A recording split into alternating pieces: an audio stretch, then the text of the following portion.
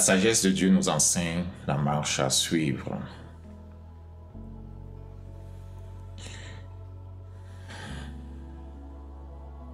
Nous ne bâtissons pas selon nos plans. Il est celui qui bâtit son église. Chacun de nous est une pierre vivante dans l'édifice qu'est l'église. De la même façon que c'est avec rigueur qu'il bâtit son église en suivant un plan précis, de la même façon, chacune des pierres que nous sommes est édifiée, posée, établie, renforcée en suivant un plan qui vient d'en haut et qui est déterminé par notre Dieu. Apprenons donc, en tant que collaborateurs du Saint-Esprit, à écouter et à mettre en pratique les instructions qu'il nous donne.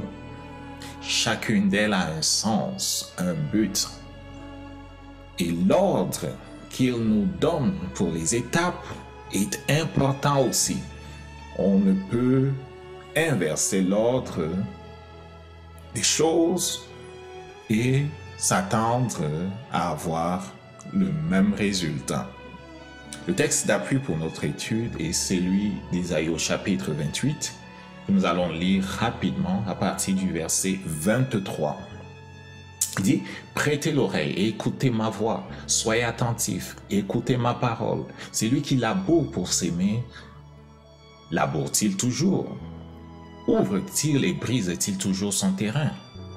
N'est-ce pas après avoir aplani la surface qu'il répand la nielle et sème du cumin, qu'il met du froment par rangée, l'orge à une place marquée et l'épeautre sur le bord. Son Dieu lui a enseigné la marche à suivre. Il lui a donné des instructions. On ne foule pas la nielle avec le traîneau et la roue du chariot ne passe pas sur le cumin. Mais on bat la nielle avec le bâton et le cumin avec la verge. On bat le blé, mais on ne bat pas toujours. On y pousse la roue du chariot et les chevaux, mais on ne l'écrase pas. Cela aussi vient de l'Éternel des armées. Admirable est son conseil, grande est sa sagesse. » Voilà un texte qui nous amène dans toutes les techniques agricoles en rapport avec la culture du blé. Et le Père prend cet exemple pour nous enseigner quelque chose et je prie que nous puissions comprendre parce que notre vie et l'Église qu'il bâtit est comme un champ. Et c'est extraordinaire de voir qu'à travers la parole de Dieu, il a toujours comparé, que ce soit Israël ou son Église, à un champ. Il est le vigneron et nous sommes la vigne dans laquelle il travaille. Et il prend aujourd'hui l'exemple de la culture du blé pour nous enseigner quelque chose d'important. Il dit, prêtez l'oreille. Écoutez ma voix. Prêtez l'oreille, écoutez ma voix. Soyez attentifs. Écoutez ma parole. Cette recommandation traverse toutes les Écritures. De la Genèse à l'Apocalypse, Dieu demande de notre part une écoute active. Il a enfermé sa puissance dans sa parole. C'est dans la mesure où nous recevons sa parole que sa puissance transforme nos vies et nos situations. Il est impossible à un serviteur de Dieu d'accomplir l'œuvre de Dieu selon le plan de Dieu s'il ne sait pas écouter. Il est impossible pour tout serviteur qui ne sait pas écouter d'accomplir l'œuvre de Dieu de façon qui correspond au plan de Dieu. Il aurait été impossible à Moïse de construire le temple selon le modèle du ciel s'il n'écoutait pas. de construire le tabernacle, pour ma part, le tabernacle, s'il n'écoutait pas. Quand on regarde à la description qui est faite du tabernacle dans le livre d'Exode, il y avait des poids, des mesures, une description précise de chaque élément qui se trouvait dans ce temple. Et au verset 9 d'Exode 25, le Père dit « Je te montrerai le modèle du tabernacle et de tous les ustensiles qu'il contiendra. Vous les exécuterez exactement, selon ce modèle. » Si il avait été négligent, s'il n'avait pas été quelqu'un qui écoutait, quelqu'un qui était minutieux, quelqu'un qui faisait les choses avec soin, en s'assurant de ne pas s'écarter de ce qui lui avait été montré, Moïse n'aurait pas accompli sa mission. Nos vies ressemblent à ce tabernacle que nous bâtissons pour notre Dieu. L'Église ressemble à ce tabernacle que nous bâtissons pour notre Dieu. Il a fait de nous une habitation de Dieu par son Esprit. Et c'est avec la même rigueur qu'il voudrait que nous suivions les instructions qu'il nous donne afin que l'édifice qu'il bâtit, que ce soit l'Église ou nos vies, corresponde à ses requis. Au verset 25, il dit, 24 et 25, « C'est lui qui laboure pour s'aimer, laboure-t-il toujours? Ouvre-t-il, brise-t-il toujours le terrain? N'est-ce pas après avoir aplani la surface qu'il répand la nielle et sème du cumin, qu'il met le froment par rangée, l'orge à une place marquée, pas n'importe où, à une place marquée. L'épeautre sur les bords, pas au centre, sur les bords. » Et il poursuit en disant, Dieu lui a enseigné la marche à suivre et lui a donné ses instructions. Donc, prenant l'exemple de la culture du blé, le Père montre l'importance de suivre une démarche. Nos vies ne seront pas ce qu'il a planifié si nous refusons d'être enseignés par le Saint-Esprit. Pour revenir à la culture du blé, il y a un temps pour labourer. On ne laboure pas toujours. Il y a une étape au cours de laquelle on ouvre le terrain, on le brise. Les étapes suivent un ordre précis, on l'a remarqué. Et c'est après avoir aplani la surface que l'on repend la nielle, que l'on met le froment en rangée, que l'on sème le cumin. Et il dit, son Dieu lui a enseigné la marche à suivre. Il y a une marche à suivre. Ce qui est vrai de la culture du blé l'est également pour ce qui concerne l'édifice de nos vies, l'édifice de nos maisons, l'édifice de l'Église. Il y a une marche à suivre. Il donne des instructions. Donc, le laboureur suit les instructions de son Dieu et arrive à des résultats qui ne sont pas surprenants. Il suit les instructions de son Dieu. Sa récolte est fructueuse.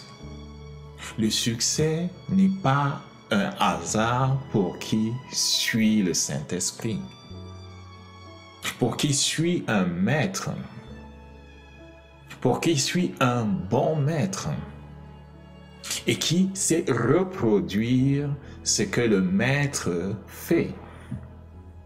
Pour ce qui nous concerne, le maître, c'est Jésus-Christ. L'exemple et le modèle viennent de lui. Nous sommes appelés en tant que chrétiens à reproduire son modèle de soumission à Dieu, son modèle de soumission au Saint-Esprit, son modèle de détermination à accomplir la volonté de Dieu, son modèle de détermination à faire selon ce qu'il a vu. Il disait, je ne fais rien de moi-même, c'est ce que je vois faire au Père que je fais. Donc, il suivait un modèle précis. Donc, si nous nous évertions à suivre le modèle qu'il nous montre, le succès est assuré. Qu'est-ce que c'est que le succès? Le succès, c'est des vies menées selon le plan établi par Dieu. Ce n'est pas autre chose. Ça ne se mesure pas en termes de voiture, en termes d'argent, en termes d'influence qu'on peut avoir sur les hommes. Le succès se mesure en termes de combien aligné on est avec la parole qu'il a prononcée concernant nos vies. C'est ça le succès. On sera mesuré, on est mesuré en fonction de ce qui est écrit à propos de nous. Parfois, malheureusement, nous avons négligé certaines instructions qu'il nous a pourtant clairement données. Parfois, nous avons décidé de changer l'ordre des choses. Et après, on a fait des reproches à notre Dieu pour les résultats mauvais qu'on a obtenus. On n'a pas suivi les instructions, on n'a pas suivi l'ordre des étapes qu'il nous a données et on l'a blâmé pour les problèmes et les troubles dans lesquels nous nous sommes trouvés. Versets 27 et 28, on ne foule pas l'agnelle avec le traîneau, et la roue du chariot ne passe pas sur le cumin.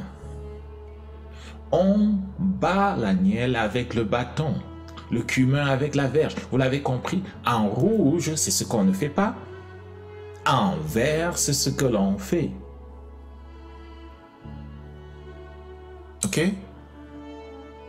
De la même façon que dans l'agriculture, il y a des choses permises et des choses interdites. Pour ce qui concerne l'édification de nos vies, il y a des choses qui sont permises. Il y en a qui ne sont pas. Tout n'est pas permis. Nous sommes sous le règne de la grâce, mais tout n'est pas permis. Nous devons comprendre le sens et la portée de chaque instruction qu'il nous donne. Chaque chose a un but.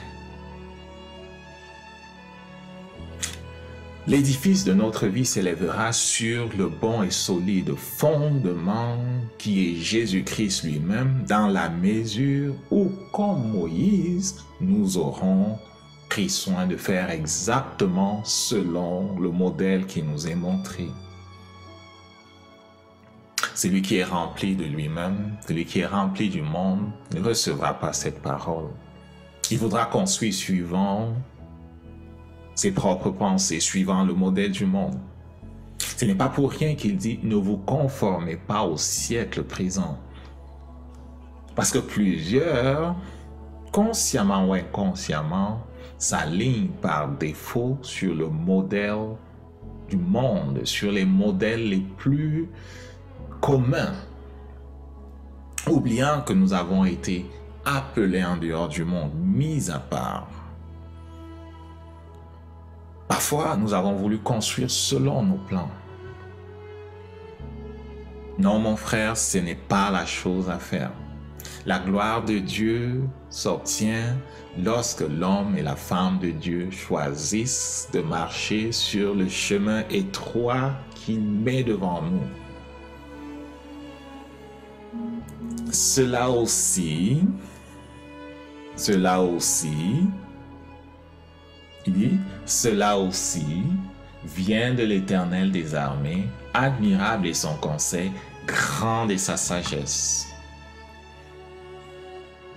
Notre Dieu est doué d'une connaissance extraordinaire, infinie, il est omniscient, il connaît toutes choses. Il connaît toutes choses. Il est celui qui a créé toutes choses. Sa sagesse est grande et elle s'applique à tous les domaines. Il est celui qui enseigne le laboureur. Il est celui qui t'enseignera, quel que soit le domaine de ton appel, il est celui qui pourvoira à ce dont tu as besoin. Il veut te voir réussir. Qu'est-ce que nous allons faire en tant que ses enfants? Nous allons faire de lui notre première ressource. C'est bon de se tourner vers les hommes, mais c'est mieux de se tourner premièrement vers notre Dieu, parce qu'il a dit que le secours de l'homme n'est que malédiction. Maudit soit celui qui a pour soutien, pour appui les hommes. Notre soutien, notre premier refuge, notre premier recours sera toujours lui. Et s'il veut nous référer à des hommes, il nous référera à des hommes qui seront sous son contrôle. Et on ne courra pas le risque de courir après les serviteurs de l'autre, mais il nous référera vers des personnes qui comprennent les lois de son royaume et qui seront à même de nous enseigner avec la sagesse qui vient d'en haut.